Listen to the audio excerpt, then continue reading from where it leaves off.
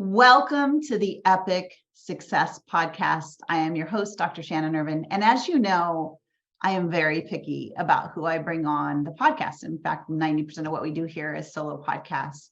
You've had amazing greats like Michael Hyatt, Pat Flynn, some of the most amazing, incredible people, Amy Porterfield. But I am very, very picky. And so I want to make sure who I bring on to talk about the journey toward your best life, your best business is that I only bring the best to you. And today I have Nicholas Bayerle with me, and he is from the King Brotherhood. And we met at a mastermind called the Wellspring Mastermind. Pete Vargas put this together.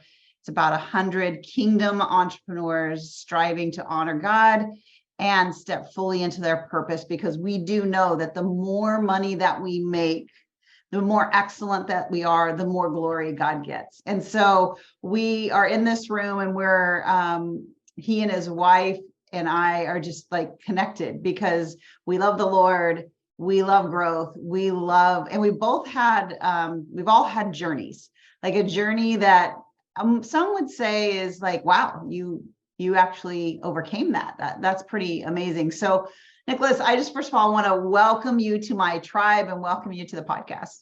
Well, Dr. Shannon, first off, I think it's amazing what you've done. I appreciate you for creating this platform. For the people listening as well, my life was actually transformed for the negative in one moment, like one simple thing. And I had a terrible trajectory happen in my life. And what I realized is that if something can happen for the negative in one moment, then it also can happen for the positive in one moment. And years later, I ended up having that one moment shift for the positive. Yet I didn't have podcasts or YouTube shows or any of these things to tap into. So I love that with so much information in the world, it's hard to find information that people can trust nowadays. So I appreciate you for not only creating a platform for people to listen to have those one moments that create breakthrough forever, which is what we're going to create here today. I'll ask for the people to stay to the end because you can't get the breakthrough if you're not here. I honor them for being here, but you created a space where also there's information that people can trust to be able to apply into their life rather than having to weigh it against every other thing. So thank you for creating the space.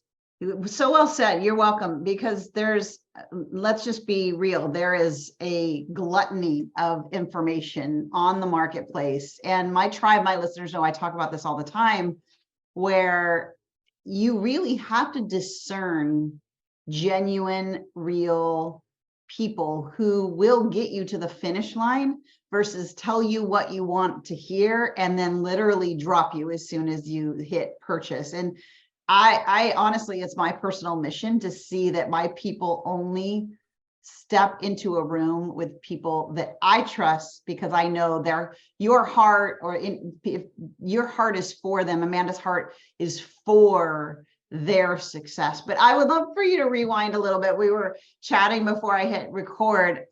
I would love my audience to hear a little bit about, yes, you have a huge business now, but it always wasn't that way. I'd love for you to share a little bit about your background and what got you kind of where you're at today.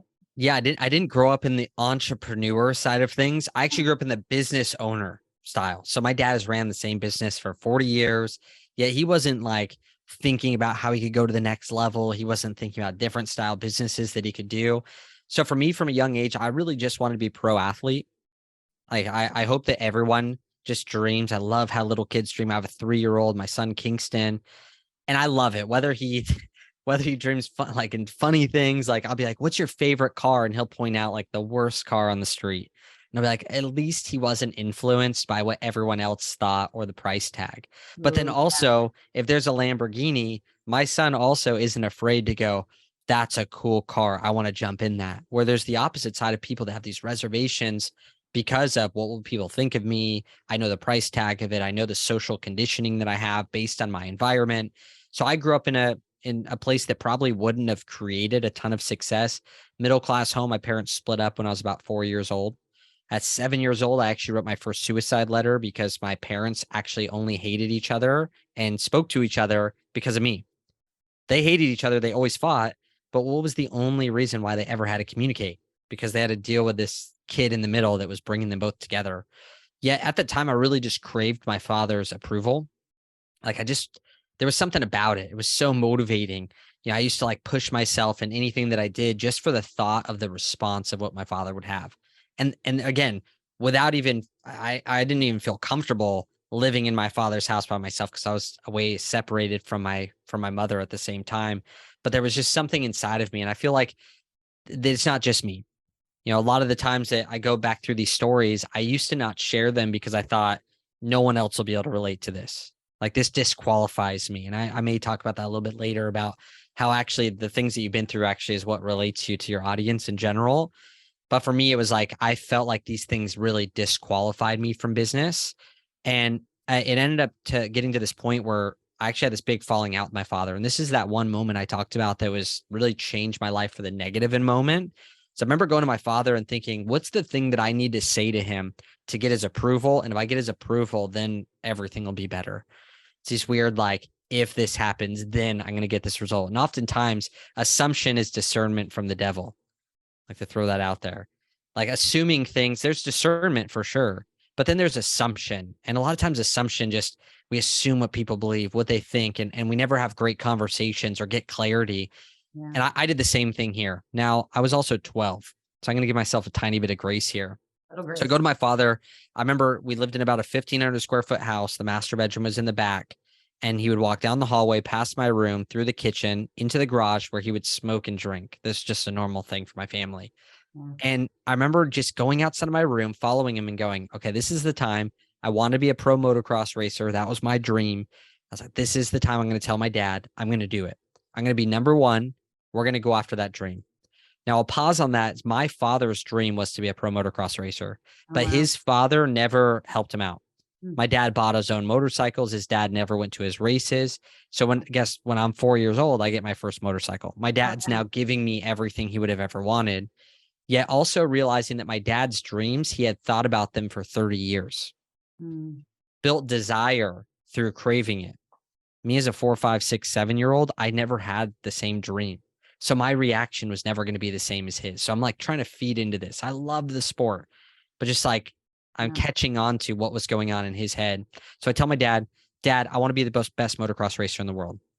And he looks at me and he said, probably not what anyone else is thinking. He said, you'll never be the best. Wow. And it just crushed me. And that was like the straw that broke the camel's back. I ended up gaining 60 pounds. I went from a 3.4 GPA in high school to a 1.8. I ended up graduating only from going to summer school every year. No one even thought I was going to graduate. I never even got a graduation card because everyone's like, he's not going to graduate. There's just no way. I think the school just graduated me just to get me out of there. Yeah. And it was like I went through these phases where I was now failing. I was 60 pounds overweight. I had no girlfriend all throughout high school. And I really was like failing in what we call the 4-dimensional businessman, which is around faith, which is around health, which is around relationships. And for us specifically, we feel called to business, and I feel called to business. And I was failing in every single one of those areas. And that's how I got my start. So how did you flip it from failure to where you are today? And I want you to specifically share how that May marker really seemed to be something that God, restored what the locust had stolen, so to speak. Yeah, I want to say that people think it has to be such a big deal. And I think this is really great in your marketing message, is that you want to be about it, not just talk about it. Right. I don't want to just know about it. I want to go about it. I want to preach through the things that I'm doing. So one day I go to school, and the first thing that really gave me an inspiration is I'm eating like a cinnamon roll every single day. Yeah. I'm like eating terrible food, which hence I'm overweight. I'm hiding in my house. I'm extremely insecure. I wore a sweatshirt every single day to cover my body. I was embarrassed to even connect with my father again because I was so overweight. I was embarrassed with who I was. I was literally walking around in a body going, this is not who I am, but I have no clue how to change my situation. This is why I honored you with info. There's two types of people. One, they don't have the information to change their situation, but if they get it, they will relentlessly execute on it. Yeah. I had no clue what to do. If I had a plan, I would have changed it, but I just didn't have clarity on it. The other person is someone who knows exactly what to do, but they don't take action. Yes. Probably you run into more of the second one nowadays because there's so much information. If I were to say, what do you need to do right now to be healthier? Everyone could tell me something, Like, Mhm. then you probably shouldn't learn anything new until you do that. Right. They know everyone knows something they should be doing. Yeah. Let's execute on it. So I go to school, kid pulls out a bag of fruit. He's a boxer. And I go, why did you bring fruit to school? Now realize this is very vulnerable. So if Yeah. you're asking for help, it's vulnerable. I was like literally overweight. Anyone could have made fun of me when I asked, why did you bring fruit? But I Sure. asked, and he said his trainer put him on a meal plan so he could be a high performer and weigh in at the correct weight for a boxing match. And it just clicked for me. I ended up losing 60 pounds in 6 months because of that one person saying that one thing. I didn't have a good plan. I starved myself to death, but I was so motivated because I Yeah. just realized that it was possible to change my situation based on what he had said. And so I Yeah. lose this 60 pounds. I end up meeting my wife, Amanda, and we end up getting married after 1 year of ministry school. And I know you love Amanda. We've been married for almost 11 years now. We get married at 20 and 18 years old, and we start a business in between that. And we fell flat on our face. Mm. The company was a network marketing company. We thought we were retired. We thought we were killing it. And the company actually ended up going under, and it led us to being like, okay, well, we want to create a company that can't just go under and Right. make us lose everything. So I lost the 60 pounds. I get married. I now have all these things that billionaires can't even buy, Yeah. right? Like I have the best things in the world that money cannot buy. I have faith. Yeah. I have my health. I have a relationship with my wife, but I have no clue how to provide for her. Yeah. And it was just like this wildest thing where I go from this, I get married, I move into this townhome in San Diego. I'm driving a brand new BMW. I'm like feeling like I'm 20 years old. I'm like, this is amazing. Look at what's Yeah. going on. Yeah. To I end up getting kicked out of our townhome. We move into a 400 square foot apartment with no air conditioning in East County, San Diego. It was Oh. 110 degrees outside. And Mm-mm. we lived right next to a dumpster. So if I were to think like right outside this office, a dumpster where I literally had like 20 flies in our 400 square foot apartment every day. Okay. Like, I I want could to, literally still to I this day, gotta I could pause catch you one. that. I gotta pause you here because now we're about to have a faith conversation. Okay. But Yep. here's the thing, like I was listening to Bill Johnson yesterday and it was like, oh, it hit me so much to the core because, as people of faith, as believers in Christ, we are all great when the blessings are flowing. In fact, we're like, that's God. God is giving favor. He's blessing me. But I'd love for you to talk about how you stood in the yes when it didn't look like God was blessing you, when a business that seemed like the thing to do literally gets yanked out of your hands by no fault of your own, which yanked your townhome out of your hands by no fault of your own. Now you're in fact, when you went to ministry school, I know you've done work that's related to poverty and things like that. So you would probably go out and help. And now here you are in this 400 square foot apartment, flies buzzing around your place. And at that point, you could have easily said, God just isn't hearing me. He's not seeing me. He doesn't love me. So I would love for you to talk about that because a lot of people don't use the no's for their ultimate yes, like you have. So I'd love for you to talk about that. Yeah. And I'll give a biblical example with it. So my wife and I, when we got married, we had been to 14 different countries, some together, some separate, serving the poor. We were actually known in this area. I would have been looked at as someone who was like chosen Yeah. to do big things in ministry and potentially even just be well known in it. Like, is what I was getting praised for. Yeah. And in this moment of 1,200 kids, which at the time I was in ministry school, 1,200 kids, we'd all go to different countries. All of them had to raise funds. No one just had money readily available. And it just dumbfounded me that ministry was a heart place. Yeah. So you had to love people. It wasn't a skill. It wasn't like there is skill involved with it, but it's not like building an organization, knowing sales, marketing, follow-up, deliverables, retention, resell, upsell, automations. Yeah. And so I just like, this is so bad that we don't have the funds to help people, like to send people to go preach Jesus and make a difference in the world. That's just so weird. So we really felt called into business. And I'll tell you, like, it was so gut wrenching to me because I thought if it's of God, I feel called to it. I'm passionate about it. I'm fired up about it. Then it should go well. It should And work. for 3.5 years, besides that time before that company failed, I literally didn't make a profit. Like I did not make a profit in business that whole time. Wow. And it almost felt like everyone was like, you were in your calling and now look at you. You obviously made a bad decision. You made a mistake. You didn't hear God. Yeah. And so it was very difficult, especially when I failed and I had to go to my father and say, Dad, I'm going to clean carpets for you. For 2.5 years, I made $19,000 the first year and $21,000 the next, working full time for 14 months of that. I ran my father's company after he got into a bad accident, and working full time running the company. At the end of the day, the only dollars I could pay myself was about $20,000 a year. Wow. And that's living in Southern California. $20,000 a year is not going to do anything. No. I had a $25 a week eating out budget split between my wife and I. So $12.50 each. I worked on the road for 2.5 years and maybe ate Chipotle 5 times on the road. I packed a lunch every day. I had a $75 a week food budget split between the two of us. Wow. For groceries. That's $37.50 each for the week. And I was charging that on a credit card because I still had to use debit to pay for car and all these other things, right? Anything I could charge on a credit card, thinking at some point it's going to go out. Yet I think one of the inspirations now is like at the time it was very difficult to see it. That's why that season lasted so long. But the entrepreneur journey is much like Joseph. If you look at Joseph had a dream. He heard from God that he was going to rule over his brothers, youngest of the brothers. And instantly your response as an entrepreneur is usually we're pretty immature when we get excited about entrepreneurship. Even if you're immature in entrepreneurship, this is a common tendency. You have a dream. You're like, I'm going to be the best business owner in the world. I'm going to be the best marketer. I'm going to have the best agency. I'm going to have the best coaching program. I'm going to have the best of this, that, another thing. And the people around you aren't used to you being different. They're used to you being you. So when you start challenging the shell of who they know you by, it's like Jesus not being a prophet in his hometown. He challenged what other people had thought about him because they had watched him be one person. Now all of a sudden, oh, you're the son of God? Like, whoa, like we kind of know you as a kid who scraped his knee on the floor. So you're going to have the same thing happen. Joseph, it was a little bit more extreme for him. His brothers are like, we're going to kill this kid. Finally, they go, no, let's not do that. Let's just sell him into slavery.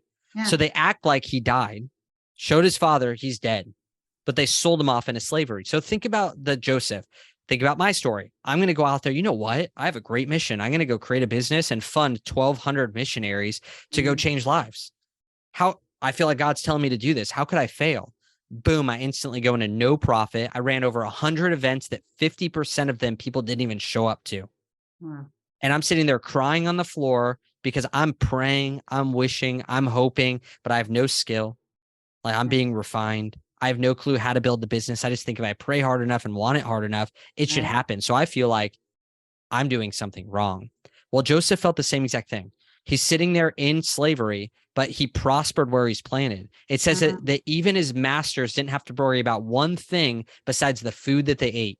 Because everywhere that Joseph went, he kept the vision in mind of what God was doing, right? Sometimes God's going to be a light to your path, and that's amazing. You can see exactly where you're going. Like right now, I can see this next year. He's a light to my path. But other times he's a lamp to your feet, and it's completely different things. There's a reason why there's two. Sometimes it's like he's right here, and I know that I'm supposed to do really well and excellence in what I'm doing right now to take that next step forward. A lot of people want to know what's my next step. They want to see the light to their path, but they're not taking action on the very thing in front of them that they know that they should be doing and giving excellence to. So because of that, they're like Israelites wandering in a desert for 40 years. They actually said that if the Israelites would have just walked straight to the promised land, it would have taken like 2 weeks. 2 weeks.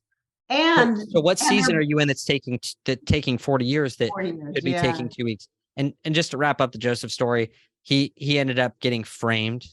The wife of the slave owner ended up acting like he was trying to take advantage of her when she was trying to sleep with him.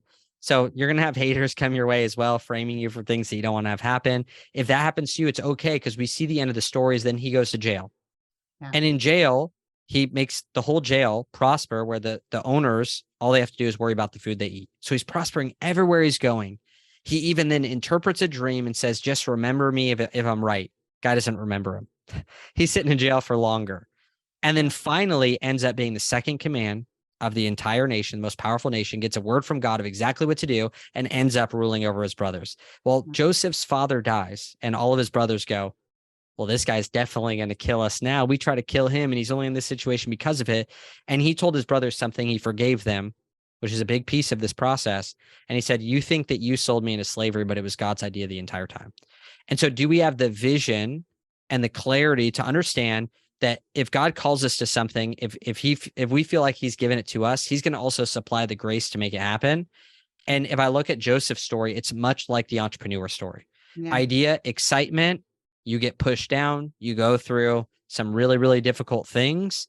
And as long as we prosper where we're planted, you're going to realize at the end of it, I look back now and I'm running this community of Christian businessmen, helping them develop these businesses while they're transforming themselves. And I'm like, oh, I didn't know that I created a men's health company. And then I created a men's event. And then I created a men's brotherhood. And then I created a Christian men's business brotherhood. And God has hand on it the entire time when I was sitting there thinking that he had completely forsaken me and my community had forsaken me. Now I'm speaking at churches. Now I'm getting invited in by ministers. Now everyone wants to fist bump and celebrate it. But at the time it looked like I was really, really failing. So if there's any encouragement for people, Joseph's story, read it. And then also just knowing that it's okay, whatever season you're in, find yourself in that story and know that, God's faithful through it. Yeah. It just reminds me so much how that experience mirrored our experience. And I shared that a lot on my podcast so people know, but, we've started a charity 18 years ago and God had planted that dream in my heart, typical entrepreneur mindset, right? It's like, okay, what did I do? I've like, either it's God or I'm crazy. So if it's God, I better move. If I'm crazy, it'll die out. So it's all good, and literally next day for the 501c3. And then I'm like, okay, let's go. And we were doing all this stuff in Asia. And I'm like, is this it, Lord? Is this it, Lord? And then nothing, crickets for 2 years.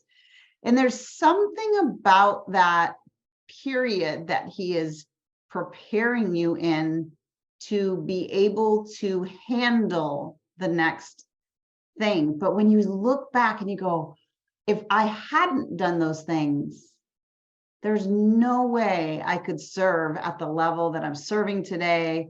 There's no way I would be ready. Like we even had an experience where we finally end up in Uganda. God says, this is where we meet the bishop of the area. This is like fast forwarding a lot of story, and I'm sitting on the couch in this bishop's house and his wife is looking at me like really intensely. And I'm like, okay, first of all, I never thought I'd be in Africa. Second of all, I feel like I've made this woman mad and I'm not entirely sure why. And I didn't know the culture yet. And after all of them were speaking, she literally says, come here. And she shows me a calendar of the days that God had her praying for what to do with the double orphans. And it was literally from the moment that he told me to found it. And she was praying every day and I was seeking every day and he was preparing. So it's just like that preparation season. One of the things I heard you say that I really want my listeners to hear is where you kept your sight.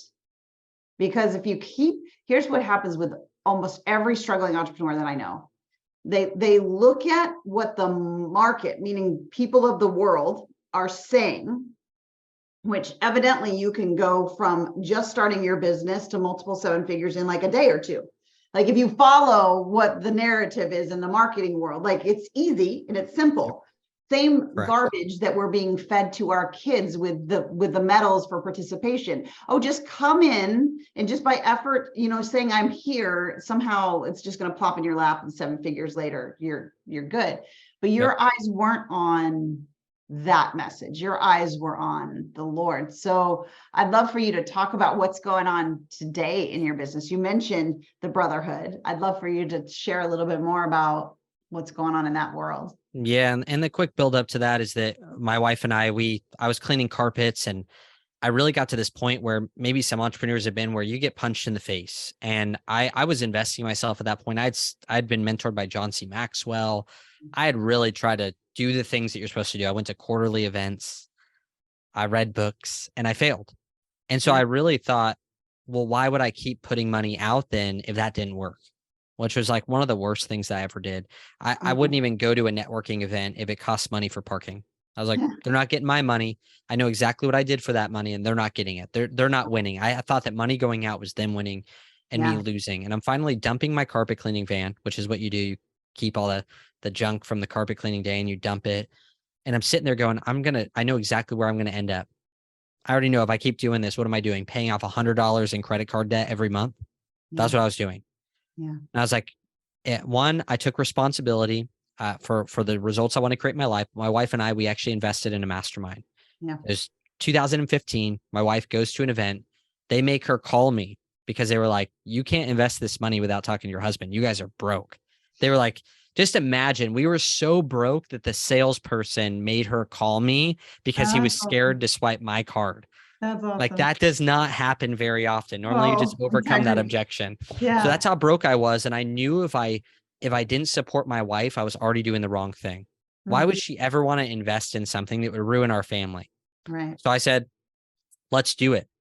And that investment ended up inspiring us to creating our first health company. I lost 60 pounds. It's like, you know what? I really could help people lose weight, but I only know what it's like to be a man. And I only want to talk to men on the phone, and how God's hand was on it. I created that first company. We easily started scaling from there in May of 2016 when we had our first real profitable month, like $25,000. Nice. I left carpet cleaning. I had the fears of, was this just a fluke? We've never not been profitable since. It was 2017 that we launched the Brotherhood. I launched it through an event where we did $280,000 in sales in one day. Wow. And I was like, my goodness, like I think this is where we're meant to be. And we started sowing into men and seeing them go from a military background to with partying on the weekends and a girlfriend, a non-committed relationship, to seeing them take the fruits of what the Bible says, applied in their life. I've been in weddings of just clients. I've seen them now have kids. One in particular that came from a military background did $33 million this last year, is in the Inc. 5000 now. And just seeing how they transformed everything. Yet one thing I was noticing was that the way I grew my business was first through serving God and being obedient. And I was noticing that I was taking this tree, imagine this, a tree of life with fruit on the end of it. The promises, like gravity, sowing and reaping. If you give away money, like there's just something about it that it comes back to you. Yeah. Whether you believe in it or not, it's just like gravity. Whether you believe in it or not, you jump up and down, you're going to fall back on the ground. You jump out of an airplane, you're going to hit the ground, whether you believe in God or not. Yeah. And he has these promises that are like that. And I was taking those promises and showing it to men. This is how you live your life. And I almost was creating the definition of gaining the world and forfeiting the soul. And it freaked me out. And I didn't know how to transition. I felt like God was preparing me by building a reputation in the business place. Like now I have a reputation where pretty much anywhere I go, I get a fist bump, like respect. I've seen what you've done. You've put in the reps. I didn't just come out of ministry school and start telling everyone how to live their life. I've gone through the ringer for like the last 9 years.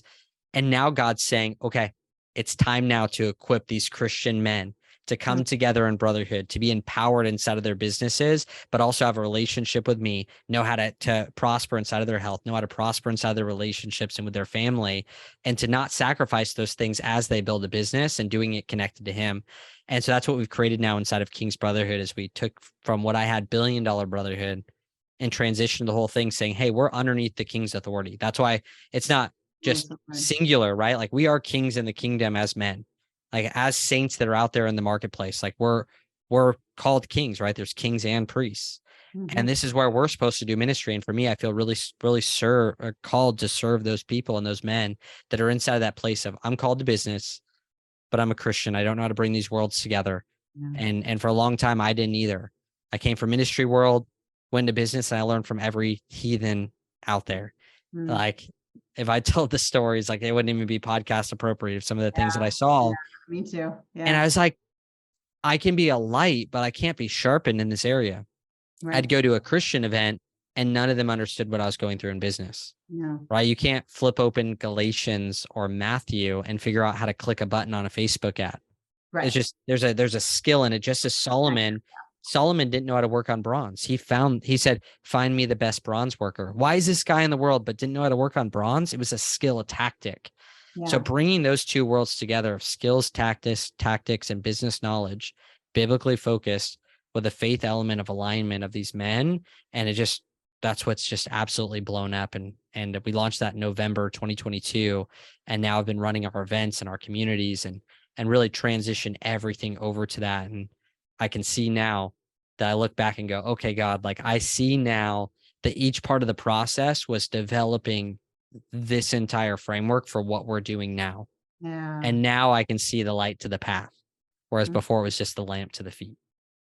Wow. So good, Nicholas. I would love, we're going to wrap up here, but I'd love for you to share, I don't want to say your favorite because I know you love them all, but I would love for you to share a story. You talked about the one that his business is doing incredible, but I'd love for you to share like a story of somebody that came in and because they really grabbed onto all four of the tenets of the brotherhood, their life is like a complete 180. I would love for you to share that because I do, I talk to women, but I ultimately always have a lot of guys on my podcast because of the systematic manner in which we help you build your mind. And so I know they need to hear the shift that can happen, the pivot, because a pivot can happen. But it's about being in the right place. So I'd love for you to talk like a share story about that as we go. Yeah. Great question. And so us as a community, we've lost tens of thousands of pounds together. So the earth is flowing, spinning with so much more ease nowadays. And those things, some of those take time, right? Relationships take time. Our communities now are like 80% married. And at the very beginning, it was like 80% single. Wow. And so just like the flip of our communities and how things have changed over the years. I have a story of a man right now. He joined about 3 years ago inside of the community. He came in and again, these two different stories will hit different people. He came in and he really was in transition. He had been like a motivational speaker before. He really wanted to create a company that was all around motivation, but he was just selling things like a sales guy on the side. Yeah. And he pretty much was in transition, was like, bro, I don't qualify to be a part of these groups. Like I don't have anything going right now. I need to sell my stocks that I have in this company just to be able to join this thing. What do I do? This was a single guy. He grew up with his father in jail his whole life. So didn't really have a father. Right. And there's two different, a lot of people don't have a father, like 30%, 80% in some communities. But the Bible says that if your father doesn't discipline you, you grow up like an orphan. Yeah. And so there's a lot of orphans in the home because of fathers that didn't know how to show up and love their kids through discipline. Big difference between discipline and punishment. Talk about that for an hour. Yeah. And so ultimately this guy comes in, we end up launching his first product. It's brand new, did $12,000 his first month. So nothing too crazy, but life transforming for a kid. This is around selling motivation, but then through that together in the community and getting wisdom and insight through like-minded guys, they really saw this is your strength. I think you should start a company in this area. He's now scaled to over $50,000 a month. Yeah. So just a few years later, nothing, again, not astronomical. If you look at the trend of that, that's not crazy. He's been faithful with it. He's now plugged into a church. Before he had no church he's plugged into. He's plugged into leadership there. He just started dating a girl. So again, nothing too crazy, yet is on that trajectory of from single with a father who's in prison to now having this godly relationship. Wow. That's on an uptrend and is influencing people all over the world. And so that'd be one. The other one was, I had mentioned just the military member. I think this is such big because he had a full-time job, couldn't take calls until 7 p.m., was full-time in the military, had a side business, was partying at clubs every week. I have lots of guys that have done some crazy things, uncommitted to his girlfriend. They were getting in their mid-30s. And so if he wanted to start a family, like there had to be something that had to change. This guy came to our event, was like, nah, I'm not going to do it. Goes home, feels so convicted. He comes back in his pajamas to sign up to work with us in King's Brotherhood. This guy I ended up being in his wedding. He had a daughter. He has a second kid on the way right now, committed to his wife. He now lives in a penthouse in San Diego that literally is an entire floor like Adele or something like that, was like the person who's trying to get it outside of him, and went from this side business to retiring from the military. And this year he's doing better, but $33 million last year. And he's throwing a huge event. He just did some stuff with Robert Kiyosaki. And I just love, again, that the way that God lays a framework for success is definite. Yeah. Like I failed because of me, right? Like I was praying to see what God was doing, not so God would bless me. God already wants to bless you. Yeah. Like he's already thinking good thoughts towards you and he already knows the desires of your heart. I was going, hey, can you help open my eyes to see what's going on here? Because I'm the only reason why I'm not accessing the things that you paid for, because Jesus technically died so that you could have his reward and he would take yours. Yeah. Crazy. And all I know is he even forfeited the mass amounts of wealth that were brought to him at birth. And like, that's your inheritance. Hmm. And so it's opening ourselves up to it. And of course, gaining the skill sets. I'm not big on this, like, pray to just be blessed. I think that that's phenomenal. If you look at the Israelites were blessed every day, but that wasn't their destiny. Their destiny was to make it to the promised land. So their fruits and their efforts would be blessed. Yeah. Yeah. Because he wants to be glorified through us, not because, he wants to be glorified through us. And not much glory is happening sitting on your booty inside a closet, just praying. Like, I love to pray, but like prayer in action, God gets to kind of move with you. So Nicholas, what a powerful podcast interview today. I know my listeners, here's what I'd love for you to do. Tag me, tag Nicholas. I'd love for you to let them know where they could follow you. I know you're pretty big on the gram and other places, but I really love to hear what landed for you in this interview and what action step you're going to take toward it. So how can my listeners find all things about the King's Brotherhood? Yeah, if it's a guy, we have a Facebook group called the King's Brotherhood on Facebook. The reason it's only guys is because they talk about things that wouldn't make them feel very comfortable if they were in a group that wasn't just guys. All right. Now, outside of that, though, on Instagram, I really think if I hear a takeaway from someone, what I have is I actually wrote a book called Modern Day Businessman. It has a lot of in-depth on the things that I talked about, applicable things, mindset things, etc. And what I would love to do is I actually, like I said, I have them in my garage.